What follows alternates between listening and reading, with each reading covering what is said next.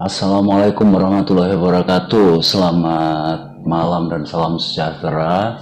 Adil kata lino pacuramin kasaruga pasengat kajubata. Oke, kali ini bersama saya bertemu lagi kita dengan saya Galvayo Ardi di channel ini. Kali ini merupakan konten untuk mata kuliah antropologi pendudukan, dan ini merupakan pertemuan yang ketiga ya. Ini merupakan video yang ketiga atau pertemuan yang ketiga, dan saya akan lanjutkan pada tema berikutnya, yaitu di sini saya akan membahas bagaimana tantangan teoritis antropologi kependudukan atau demografi antropologi ini. Oke, langsung saja saya masuk pada pembahasan slide yang pertama. Di sini tantangan teoritis dari antropologi kependudukan, karena ini merupakan dua disiplin ilmu yang bertolak belakang secara metodologis dalam paradigma dan lain sebagainya. Di sini tantangan dari antropologi kependudukan ini adalah, pertama, tantangan teoritisnya adalah eh,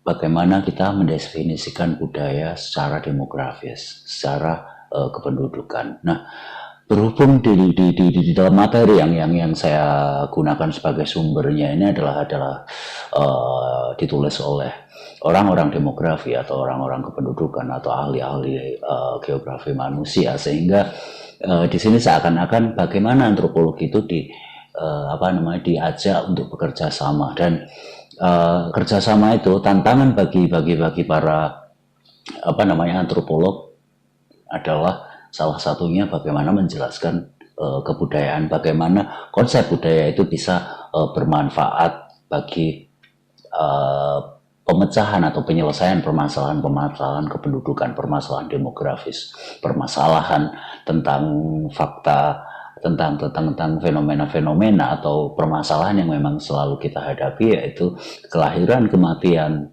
dan migrasi. Itu memang masih akan selalu menjadi permasalahan sampai kapanpun. Terlalu banyak yang lahir, itu pun juga bermasalah, nantinya akan menimbulkan banyak dampak. Lalu kemudian kematian, sakit, dan lain sebagainya itu juga seperti pandemi sekarang ini juga menjadi masalah tertentu. Terus bayi lahir sehat, lalu harapan hidupnya juga panjang, itu juga akan menjadi masalah ketika jumlah penduduknya akan menjadi tetap dengan jumlah yang banyak. Oke, di sini dikatakan bahwa uh, apa namanya uh, konteks budaya yang ada di sini itu menjadi penting ketika para demograf dulu, pada para ahli kependudukan yang memecahkan untuk permasalahan-permasalahan, berusaha memecahkan masalah-masalah demografi ataupun juga mengambil data permasalahan-permasalahan tersebut, itu mengalami kesulitan dengan adanya variasi budaya yang yang menentukan sebuah kondisi kondisi demografis di suatu wilayah atau di setiap tempat itu sangat-sangat bervariasi. Bukan karena bervariasi secara fisiknya saja, tapi justru yang di sini bermasalah adalah yang menjadi kajian menarik ketika itu, variasi-variasi di setiap tempat itu memiliki budaya-budaya yang berbeda. Manusia-manusianya juga memiliki cara-cara berpikir atau nilai-nilai atau yang akhirnya terjadi atau teraktualisasi dalam perilaku mereka, itu menimbulkan berbagai macam memiliki berbagai macam keunikan, sehingga variasi-variasi apa yang mereka lakukan, perilaku pemaknaan terhadap berbagai hal seperti terhadap nilai anak dan lain sebagainya, itu menjadi hal yang sangat yang menjadi hal yang menentukan bagi faktor-faktor demografi itu tadi.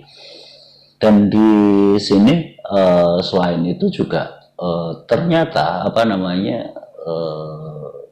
hal yang berkaitan dengan budaya yang dengan tentang nilai, berbagai macam nilai-nilai, berbagai macam norma-norma tertentu, istilah baik dan buruk dan lain sebagainya, dalam baik itu dalam fertilitas, baik itu dalam gaya hidup, pola makan dan lain sebagainya, itu sangat-sangat ternyata sangat-sangat kultural sekali, dan itu menentukan dan jauh lebih banyak mempengaruhi faktor-faktor demografi tersebut. Sehingga ketika kita mempelajari fenomena-fenomena demografi di Eropa atau Amerika di Barat, itu sangat-sangat berbeda sekali di negara-negara seperti yang berada di wilayah Afrika, Asia atau Asia Tenggara juga. Negara maju dan negara yang sedang berkembang ataupun mungkin yang dikatakan negara tertinggal itu mempunyai variasi yang sangat-sangat berbeda, karena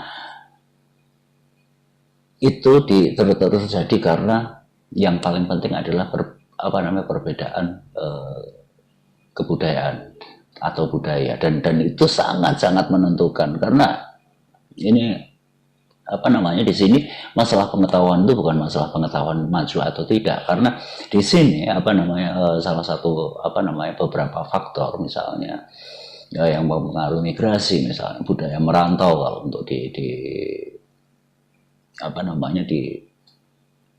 Sumatera Barat misalnya, atau orang-orang Minang misalnya, itu akan menjelaskan banyak fenomena migrasi yang sangat khas, yang mungkin tidak terlalu banyak atau tidak menjadi sebuah tradisi atau nilai-nilai tertentu ketika itu di daerah-daerah lain. Dan pemikiran atau budaya itu ternyata kadang tidak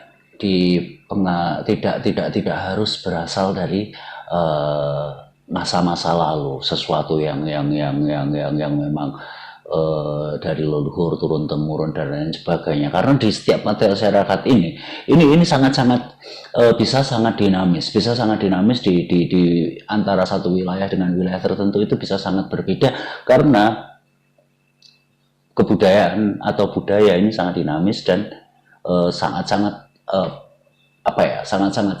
cepat berubah, apalagi untuk hari ini. Dan kehidupan sehari-hari, pemaknaan bersama ini hari ini sangat-sangat cepat sekali berubah, sangat-sangat cepat berubah. Dan sebetulnya siapa sih yang membuat berubah atau mengapa itu bisa berubah? Dan di sini bisa kita lihat bahwasanya perubahan-perubahan itu terjadi oleh yang sering kita namakan agen atau aktor.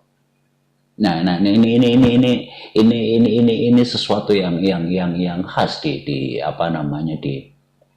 dalam kajian-kajian budaya atau culture study yang ada di akhir-akhir ini mulai hangat dibicarakan dan digunakan sebagai pendekatan di berbagai macam ilmu, tidak hanya di antropologi, tapi mereka sudah mulai melirik itu juga. Nah, karena agen itulah, siapa agennya? Agen itu tidak hanya satu orang, dua orang, satu kelompok, atau bisa jadi lebih dari 3 kelompok. Jadi mereka mereka saling tarik menarik, mungkin saling bergesekan, atau atau di sini dikatakan saling bernegosiasi. Agen mana yang paling berpengaruh di situ? Ya, ini bisa saja seorang pemimpin, bisa saja tokoh masyarakat, bisa saja seorang tokoh agama dan lain sebagainya. Nah, tokoh agama ini juga di beberapa daerah tertentu dan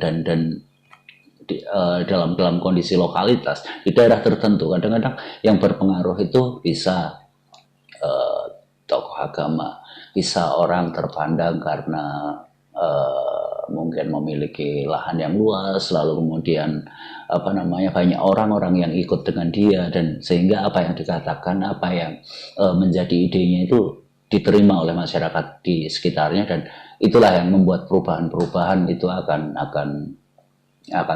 terjadi, baik itu formal maupun tidak formal. Dan ini juga sangat kasuistik sekali di setiap wilayah tertentu. Maka dari itu tantangan teoritis tentang dari budaya itu seperti itu. Lalu kemudian ketika kita berbicara tentang budaya secara teoritis di sini para ahli ahli demografi di sini, ahli kependudukan di sini, mereka mencoba untuk menjelaskannya dan dengan tentu saja dengan pendekatan antropolog dan juga para antropolog yang memang aktif atau bergerak di apa namanya turut untuk menangani masalah atau mengkaji masalah kependudukan ini. Itu mengambil istilah Clifford Geertz. Kalau Clifford Geertz pernah memiliki istilah atau mungkin semacam teori atau paradigma bahwa di sana ada model for culture dan juga model of culture. Nah, kita seringkali kalau misalnya kita masuk ke suatu daerah lalu kemudian bertemu dengan pemimpin-pemimpin formal, pemuka masyarakat dan lain sebagainya, apa namanya, baik itu orang-orang pemerintahan administratif ataupun pemimpin-pemimpin formal, itu biasanya dia akan memberikan informasi atau keterangan-keterangan itu berdasarkan model for. Jadi apa idealnya atau yang bagus, belum tentu yang bagus-bagus sih, tapi apa yang seharusnya, apa yang sebaiknya, sebagaimana apa namanya, yang berkaitan dengan aturan, berkaitan dengan apa namanya, berkaitan dengan tata cara hidup, lalu kebiasaan sehari-hari, karakteristik yang khas, yang terkenal di luar seperti apa. Jadi itu model for. Jadi sebuah panduan sebaiknya itu seperti apa, atau nilai ideal dari suatu kebudayaan itu seperti apa. Namun demikian ya, satu lagi ada apa namanya, ada istilah model of. Model of di sini adalah model dari kebudayaan. Jadi kebudayaan yang sesungguhnya tadi ada nilai ideal, dan di sini ada nilai dalam realitasnya. Nah, ini justru ini yang bisa kita lihat. Apakah ini masih akan tetap apa namanya, yang model for tadi, apa yang panduan-panduan yang ideal itu apakah ada dalam realitas? Nah, ya disinilah dalam realitas sehari-hari yang lebih apa namanya, lebih diutamakan bagi para antropolog ataupun siapapun dia yang sedang mengkaji atau melakukan culture study, kajian dengan pendekatan kebudayaan, itu akan lebih mengambil atau lebih menekankan pada model of-nya. Jadi ya apa yang kita temui di lapangan. Nah, kalau untuk di Clifford Geertz misalnya, ini sebagai contoh aja ya. Kalau dari model for-nya, kita ambil contoh Religion of Java, atau yang sering apa namanya, yang sering kita kenal bahasa Indonesianya, agama di Jawa, atau judul bahasa Indonesianya Priai, Santri dan Abangan. Nah, maaf. Di sini apa namanya, kalau untuk secara formal agama di Jawa itu ya, Jawa sebagai apa namanya, bagian dari apa namanya, yang bagian dari negara Indonesia, ya agama orang Jawa itu ya seperti agama-agama formal lainnya, Islam, Kristen, Katolik, Hindu dan Buddha. Pada saat itu ada lima agama yang diakui. Tapi ternyata Geertz menemukan bukan model tapi itu model off pada saat itu ya, karena sekarang itu struktur itu bisa ganti lagi. Geertz menemukan dalam kehidupan, dalam kesehariannya, sebutan-sebutan tentang agama itu bukan berdasarkan apa namanya 5 agama formal itu, tapi Geertz menemukan yang dia dengar dari orang-orang hanya ada istilah 3 istilah mengenai agama di sana. Jadinya itu yang merupakan model off itu ya ditemui ya, ada sebutan, misalnya ada apa namanya, ada kepercayaan yang dinamakan, oh dia itu orang apa namanya, orang santri, atau istilahnya mereka beberapa orang yang masih tetap melakukan sholat 5 waktu, apapun agama formalnya, ya apa namanya, agama formalnya pasti. Lalu kemudian priai yang mereka apa namanya, masih melakukan apa ritual-ritual sebagaimana leluhurnya, dan itu juga merupakan kelas sosial tertentu. Lalu kemudian yang satu lagi adalah abangan. Jadinya apapun agamanya dia menerima segala macam kepercayaan yang memang mereka perlu. Nah, jadi kalau misalnya kita lihat dari GERS yang model OVA dan model FOR, yaitu tadi kita menemukan bahwa ada versi formalnya, ada versi realitasnya yang ada dalam wacana masyarakat. Jadi sebutan itu mungkin juga maksudnya semena-mena, tidak berdasarkan aturan tertentu, tapi melalui proses negosiasi atau kesepakatan yang rasanya ya kalau orang seperti itu ya priai, kalau orang seperti itu santri dengan ciri-ciri tertentu, lulusan pondok dan lain sebagainya. Lalu kemudian kalau yang orang awam yang ya sekuler gitu disebut abangan, selain ada faktor-faktor sebutan-sebutan politis lainnya. Nah, itu konsep budaya yang di dalam antropologi kependudukan ini yang digunakan. Selain konsep budaya, ini masih tantangan budaya. Nah, di sini juga bisa kita lihat bahwasanya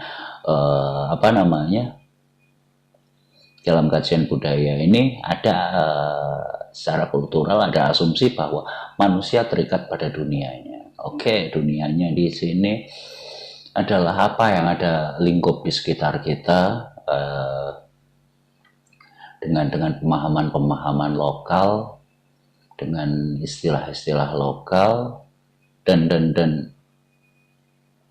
ini juga menjadi hal yang rumit karena tidak bisa digeneralisasikan, dan itu sangat-sangat khas sekali dalam cultural study. Nah, dengan demikian dalam tantangan budaya ini ada tantangan kebudayaan yang ini tentu saja ditujukan pada para antropolog dalam rangka membantu orang-orang demografi ini mengkaji masalah-masalah pendudukan. Nah, di sini terlihat sekali bahwa ada tuntutan untuk penentuan variabel standar yang yang dapat dijelaskan secara kultural. Jadi misalnya di sana di sana masih menuntut bahwa klasifikasi itu terukur. Jadi, nah ini mungkin yang sulit dan memang tidak ditentukan, karena kalau penentuan variabel ini tidak bisa dipastikan, dan ini memang jadi kadang-kadang jadi tantangan ketika ada tuntutan untuk pengambilan kebijakan dan lain sebagainya. Lalu kemudian kalau memang yang ini tadi masih berkaitan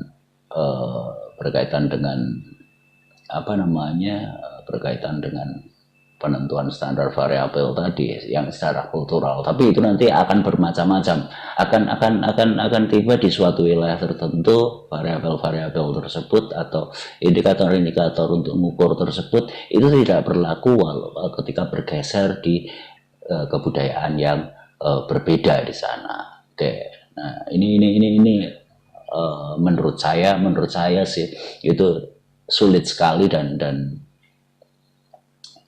kita tidak akan melakukan seperti itu. Kalaupun kepepetnya melakukan, kita juga harus menjelaskan dengan berbagai macam argumen untuk itu supaya dapat diakui, karena ini yang paling repot karena hal ini sulit untuk digeneralisasikan dan sangat-sangat tidak universal, karena tetap aja ini kajian tentang manusia.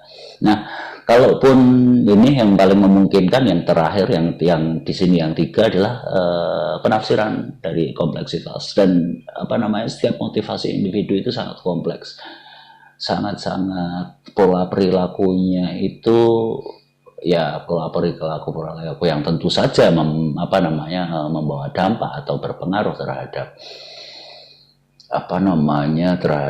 ya tadi fenomena demografis tadi, atau permasalahan yang berkaitan dengan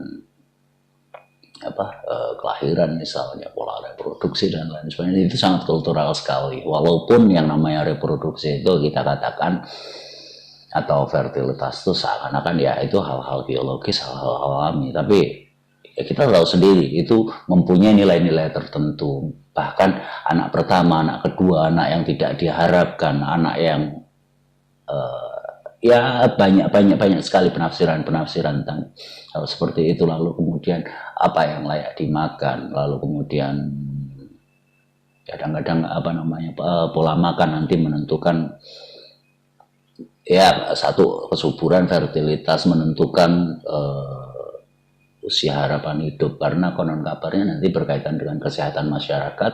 Konon kabarnya panjang pendeknya umur ini juga pola diet tentu saja dipengaruhi secara kultural dari kebiasaan seseorang, pola hidup seseorang, makanan yang dianggap seperti apa itu sehat atau tidak, membuat orang panjang umur atau tidak, jamu dan lain sebagainya. Lalu kemudian tentang konsep migrasi seperti merantau, seperti kemudian pantas tidaknya seorang anak itu tinggal di rumah sampai umur berapa, ya sebagaimana itu indikator di Eropa, ketika umur di atas 18 dia harus sudah keluar dari rumah dan lain sebagainya. Apakah kapan seorang anak itu masih tergantung pada orang tuanya, itu sangat-sangat kultural sekali, dan itu sangat bervariasi bahkan sampai ke level individu. Oke. Nah, kemudian tantangan berikutnya adalah dan ini adalah sebuah tuntutan dari para kaum feminis yang di demografi atau di di geografi manusia. Saya banyak membahas ini tentang ini merupakan gejala-gejala post struktural juga, dan di sini mulai mau dilihat selama ini konon kabarnya kajian demografis itu hanya melihat jenis kelamin saja. Jadi dan itu hanya sebagai atribut dari penduduk yang massal itu tidak dipahami secara personal. Ya iyalah, karena jumlah yang dikaji skalanya besar, jumlahnya besar, sehingga tidak wajar jika tidak sampai ke detail sampai. Dan di sini dianggap dikritik bahwa kajian demografi selama ini itu mengabaikan analisis dari gender sebagai sebagai sebuah institusi atau semacam, bahwa di situ kultural sekali institusi di sini bukan lembaga dalam arti lembaga sebuah lembaga organisasi dan lain sebagainya. Ingat lagi di Pencarian bahwa institusi itu adalah pranata, dan sementara kalau ketika yang kita katakan lembaga itu adalah institut. Nah, tapi memang sekarang institusi itu ya lembaga ya institusi. Tapi sebetulnya di dalamnya ada sebuah core atau aturan atau peran di dalamnya itu segala hal yang mengatur itu, struktur di dalamnya, hak dan kewajiban dan lain sebagainya itu ada pada level institusi yang harusnya kita sebut kita terjemahkan sebagai pranata. Dan tentang gender ini, tentang laki-laki perempuan, di sini nampaknya ingin melihat bagaimana ada ketidakadilan yang terinstitusi di sini, yang udah menjadi pranata pembedaan laki-laki dan perempuan. Lalu kemudian di sini dia mulai ngomong relasi sosial, relasi kekuasaan, siapa yang didominasi, siapa yang mendominasi. Di sini mereka melihat dan ini memang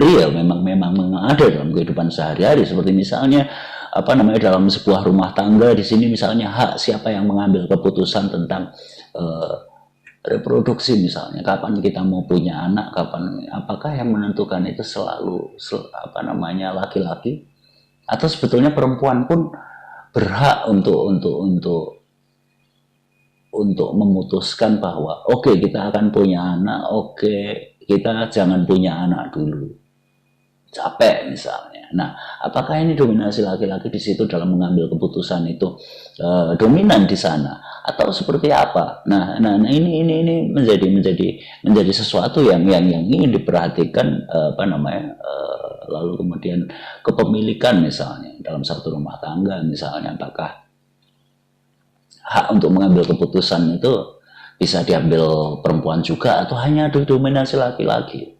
Nah, seperti itu. Ini yang mau dikaji dan menjadi tantangan teoritis. Dan ini memang kalau misalnya di antropologi juga ada antropologi apa namanya, ada aliran feminis, dan aliran feminis itu masuk dalam kategori post struktural karena uh, apa yang diperjuangkan atau apa yang dilakukan oleh para feminis ini adalah sebetulnya melihat ketimpangan yang secara struktur, yaitu struktur gender, struktur laki-laki perempuan, struktur bias gender tentang laki perempuan ini, dan banyak aspek yang membuat itu semua apa namanya, membuat itu dilihat ada ketidakadilan di sana, ada determinasi di sana, ada dominasi di sana, atau bahasa halusnya seperti saya katakan ada penindasan di sana, mungkin seperti itu. Nanti bisa kita diskusikan lebih lanjut, apa namanya, silahkan Anda sebagai laki-laki, Anda sebagai perempuan, atau seperti apa sih realitasnya, atau dalam kehidupan sehari-hari apa yang Anda rasakan, ada enggak pembedaan laki-laki dan perempuan?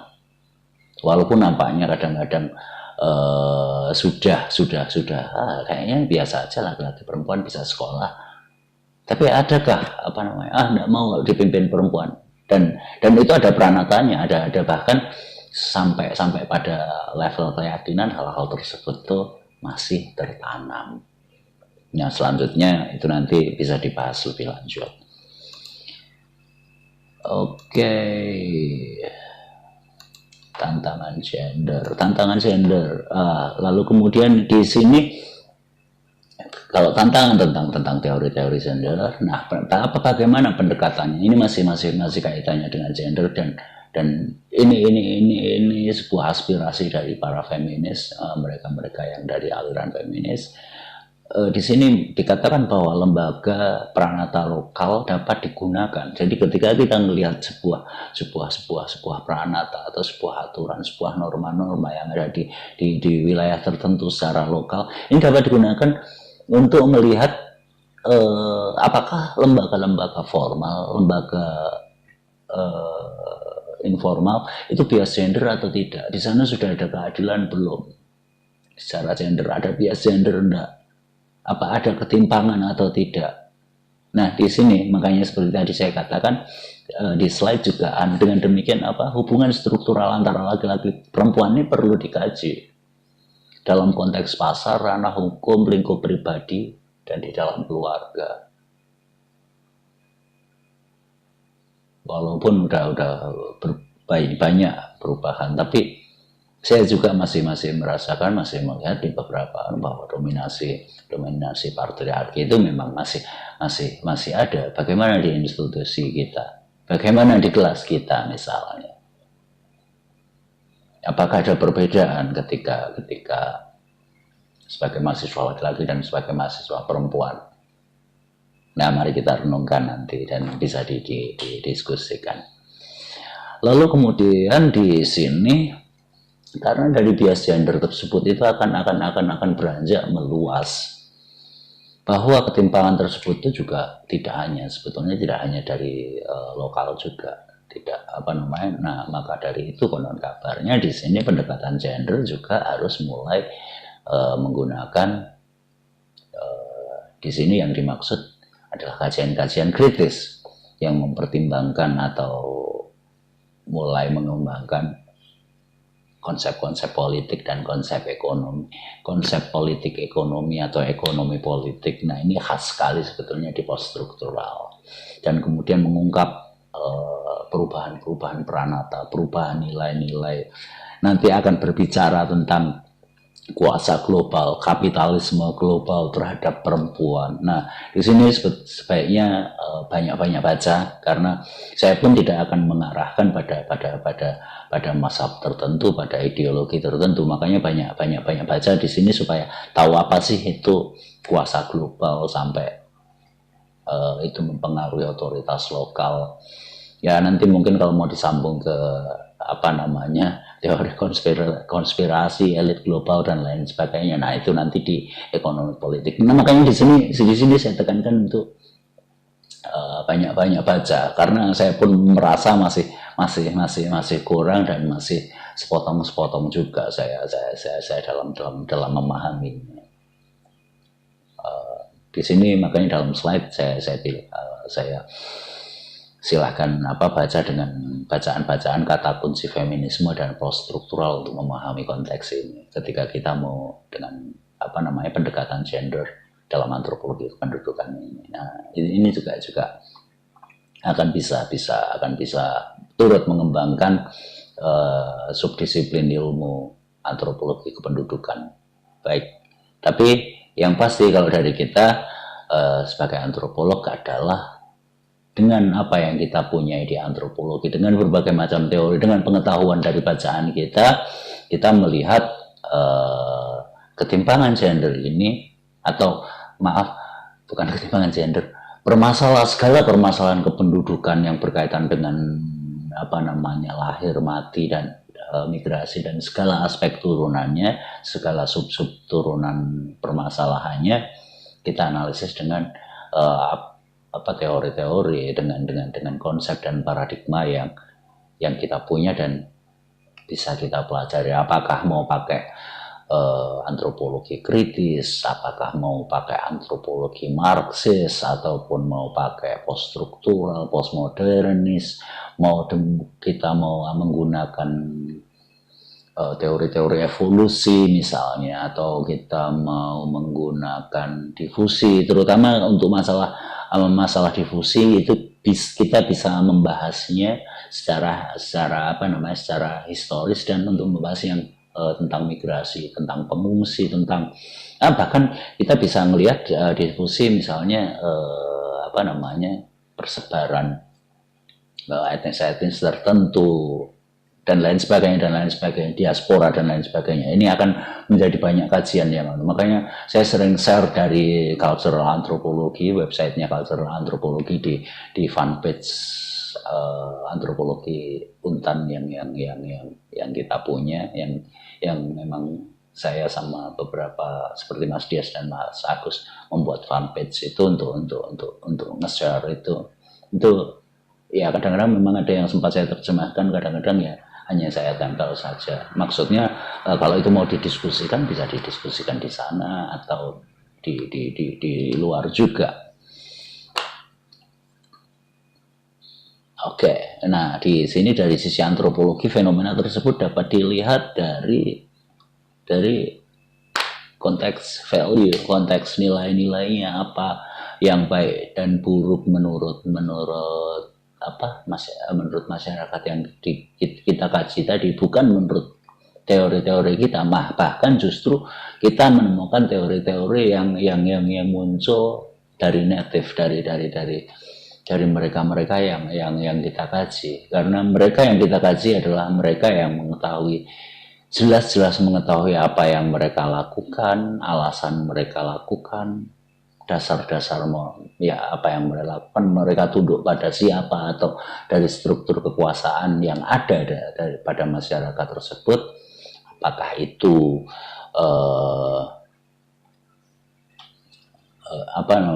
menurut mereka tunduknya pada siapa yang mereka anggap panutan, atau agen-agennya itu menginginkan konsep moralitas seperti apa, dan bagaimana dia menjalankan kekuasaannya, atau dapat mendominasi, dapat mengarahkan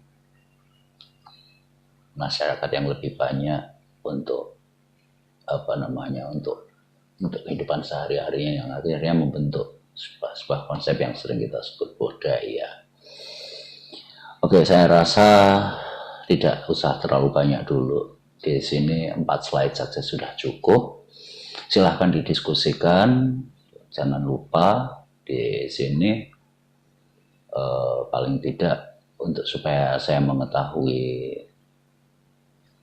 semacam kehadiran kelas, silahkan tunjukkan itu bahwa berapa orang yang hadir dengan like-nya, dan siapa saja yang hadir dengan komen yang ada di kolom video ini. Nah, nanti untuk selanjutnya akan saya kabarkan berikutnya, dan saya sering mengabarkan melalui timeline Facebook saya ataupun mungkin melalui fanpage antropologi Universitas Tanjung Pura yang yang yang, yang kita bersama buat. Dan silahkan juga follow juga untuk fanpage antropologi Universitas Tanjung Pura. Oke, kalaupun saya untuk akhir-akhir ini mungkin akan mengiklankan, seandainya punya sanak dan kerabat atau teman-teman yang nantinya mungkin tidak diterima atau belum mendapatkan universitas negeri tapi udah pengen kuliah dan harus kuliah, saya menyarankan untuk kalau mau ketemu saya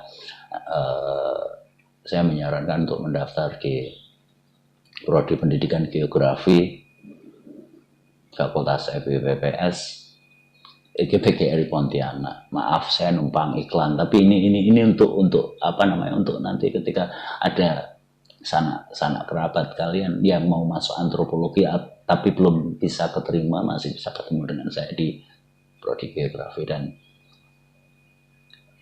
ya itu saya minta tolong untuk teman-teman, oke? Teman-teman mahasiswa. Oke, terima kasih. Saya cukupkan sekian dulu dan kita berjumpa lagi di semoga minggu depan saya juga masih bisa memberikan video-video seperti ini sebagai materi, dan juga sampai sebelum UAS nanti. Nah, setelah UAS nanti mungkin apakah dengan video ataukah dengan tugas-tugas kita bisa rundingkan lewat Google Classroom, atau silahkan buat grup WA dan undang saya untuk ketua kelas atau koordinator kelasnya. Oke, saya cukupkan sekian dulu. Saya ucapkan assalamualaikum warahmatullahi wabarakatuh. Salam sejahtera untuk semuanya, dan Adil Katalino Kacuramin Kasaruga Basengat Kajubata. Salam sejahtera untuk kalian semua.